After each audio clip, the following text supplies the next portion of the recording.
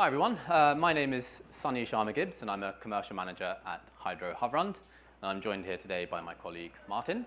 Hello, I'm Martin Strande and I'm head of technology in Hydro Havrand. Yep, and Hydro Havrand is the green hydrogen production business of Hydro. Hydro is a leading aluminum and renewable energy company, and Havrand is on a mission to decarbonize heavy industry using green hydrogen, and obviously starting off by decarbonizing the aluminum industry. And Hydro has a very long history in North America with operations across 16 states. We have something like 30 different manufacturing locations here in the US and something like 6,000 staff, I believe, if I'm not mistaken. But Sunny, all these facts, you know, what about talking about this, right? This is probably what excites you, right? Not the numbers about the organization. Very good point, Martin, very good point. And please show that up, and we're very, very proud of this. This is something which we made earlier this year at one of our aluminium facilities in Spain, a place called Navarra. And ladies and gentlemen, this is the world's first piece of aluminum that has been made using green hydrogen in the production process rather than fossil fuels. I think that deserves a round of applause, if I'm not mistaken. So, yep, we made 200 tons of it earlier this year at that plant. And we think that this is exciting not only for the green hydrogen industry, but also for other hard-to-abate sectors where high heat processes mean that direct electrification is not a solution, right? So this includes cement, glass, steel as examples. And of course, that's very exciting for the green hydrogen industry as well. But first, quick question. In these two images here, can you spot the hidden difference? And we don't have a lot of time in this presentation, so I'm not going to take answers. But basically, with the modern car that you see on the right, a very popular pickup truck, the main difference that's hidden is that modern cars such as this one increasingly rely on aluminum. And why is that? Aluminum is strong, it's durable, and importantly, it's lightweight, which basically means that the end processes are much more efficient with a lightweight metal. And another aspect is aluminum is infinitely recyclable, which means that you can basically use it again and again and again without any loss to its properties. But why is this important? Why should you care? What's the link between aluminum and the hydrogen industry? Well, there are a couple of important reasons why there's a link there. One, aluminum is recyclable. So what does that mean? If you go and take all the aluminum that's already out there, take a beverage can, for example, and it's had a use in the world, you then bring that back in to a manufacturing site, you clean it up, you melt it down, you produce a new product. That can go into being a new beverage can. That already has much lower life cycle emissions compared to your original product. And this is really important for the circular economy and, of course, society's path to net zero. Two, aluminum is used in the green transition and will be increasingly used as we move into the green economy. So it's used in sectors such as high voltage transmission cables. It's used in wind turbines, modern electric cars, and modern sustainable buildings. So not only are these sectors themselves part of the whole green shift, but they can actually decarbonize by using lower and lower carbon aluminum made with green hydrogen. And third, there is a route, a feasible short-term route to zero carbon aluminum, unlike with other metals. And that is basically by going back to recycled aluminium. And essentially, if you take that back and you recycle it and produce it for new products, the only residual emissions left are high heat processes in your melting furnaces.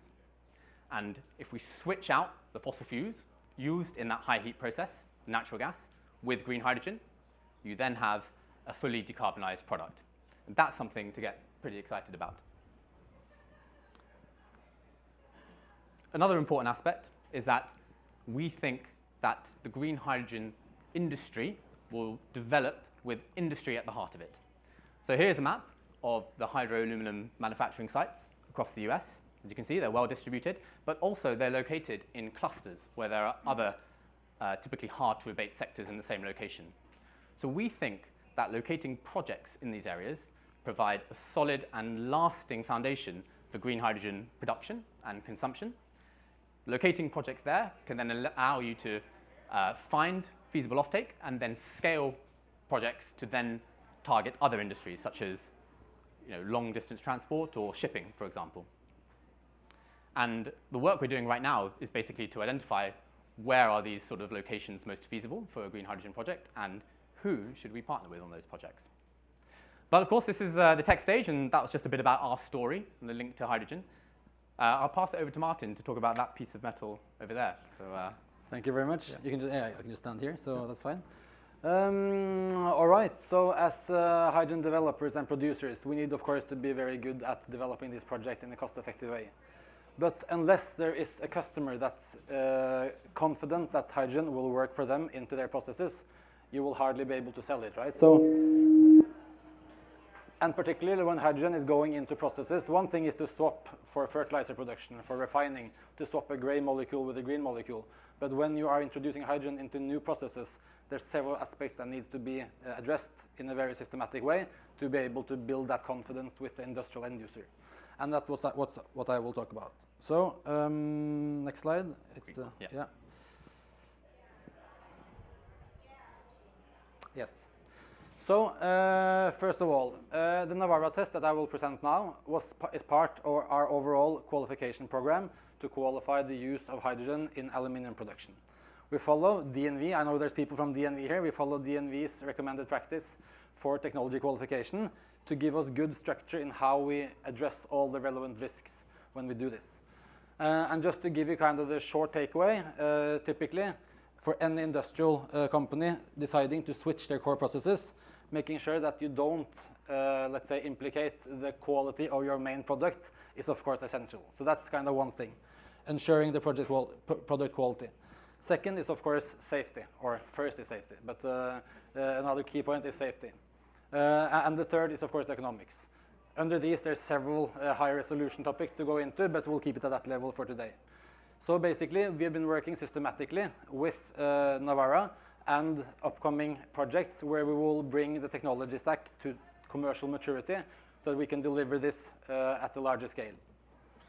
So what did we do in Navarra? Basically Navarra is an aluminium remelter where primary aluminium and recycled or post-consumer scrap, basically material that has, or aluminium that has been in use, is coming back, being remelted, going out as new products to automotive sector, to building construction, and so on.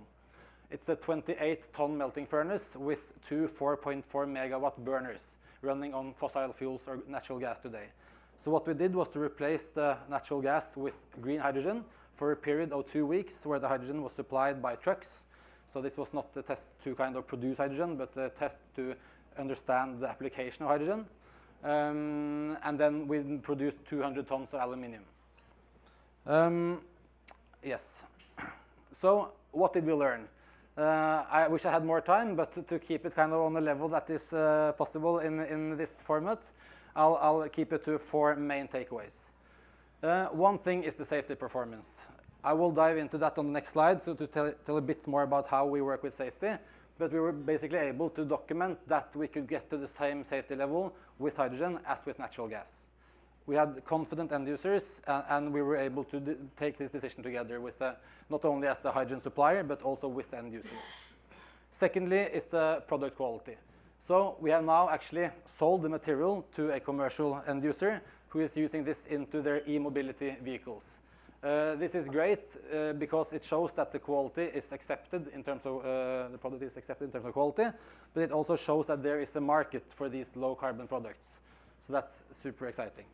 Something that I'm very happy about as well. Something that the commercial Sunday is of course very happy with, including everyone else also. So that's super exciting. And then energy efficiency. So the green hydrogen molecule is currently too expensive for many industries to take them into use.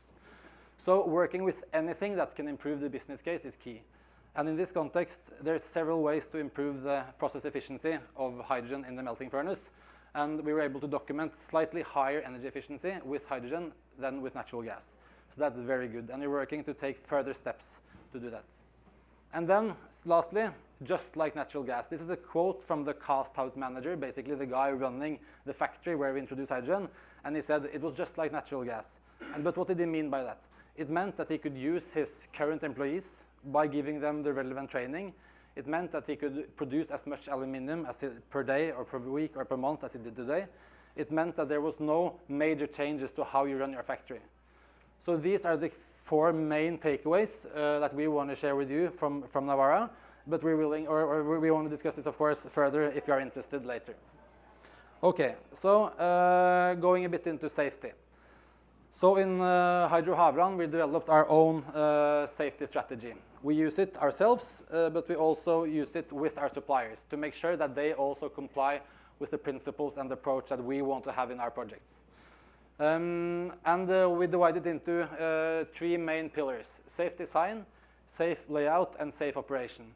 And I'll share with you some examples of what we put into these different categories.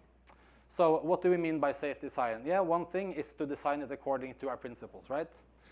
Second is to use materials and equipment that is qualified and suited or within existing standards for hydrogen use, so that we have that taken care of. Another example is to reduce the probability and consequence of leakages, whether it be fully welded pipes instead of flanges and so on. Those are measures to take to bring that down. A last one on safe design is that before we enter the cast house, we reduce the piping pressure to a level where the probability and consequence of a leakage is much less. So these are just examples that you need to take into account to be able to get to the safety level that is required to run hydrogen in an operation like this. On safe layout, there are two main things here I want to communicate. One is the safety, of course, of your own employees, the people in your plant and your own assets. And the second is third party. You might have neighbors, whether it's another industrial site or some private houses or whatever. You need to manage that appropriately. And basically, the main principles to get there is to have a leakage management philosophy that works, and also to reduce the escalation risk. So basically, one incident or unwanted incident not leading to another unwanted incident. And then on safe operations, having burner and furnace management systems that are suited for hydrogen, having is one example of key means to safe operation. Training of your personnel is another key reason, and we saw that that was possible to attain also with this pilot. So these are some examples, and then at the end, and not specifically related to Navarra, but specifically related to introducing hydrogen into new end-user applications. What we want to communicate there is that you need to understand how and where the change will have an impact. Whether it's the effect on equipment in terms of new, let's say, hydrogen exposing materials or components, whether it's the exposure in your systems or related to your process. You need to understand all the associated risks when introducing hydrogen and manage those appropriately. Secondly, prove solutions and demonstrate capability. And that is basically to have a systematic qualification program that brings you to a level of maturity where the end user is willing to go ahead. That's the key, and I cannot be clear enough on how important that is, and work in a transparent way so that any stakeholder, whether it's the end user, whether it's your manager that needs to approve something, that they can go in and scrutinize and understand how did you actually argue that this risk is managed appropriately. That's the key thing. And then ensure high safety standards. So my last message, bridge the knowledge gap. What does it mean? It means that having worked as a hydrogen producer now for 2 years, having talked to several end users, we see that there is a knowledge gap between hydrogen producers and end users. Those hydrogen producers that expect an industrial to take a hydrogen molecule and just deal with it, you will likely face some challenges down the line. You need to take it super seriously how that molecule is integrated into the industrial process at the end. One thing is if you deliver to someone who's already using a gray molecule, that's fine. But if you deliver to someone who is actually going over to a new process, that needs to be taken super seriously and is one of the key risks to be managed from the very beginning. So, yeah, that's basically our presentation for today. Thanks everyone for your time. We are Hydro Havrand, the green hydrogen unit of Hydro. And if you'd like to talk to us another point in the summit, we are around.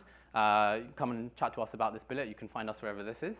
And I think we don't have much time for questions, unfortunately, I don't think. But yeah, thanks for your time today. Appreciate it.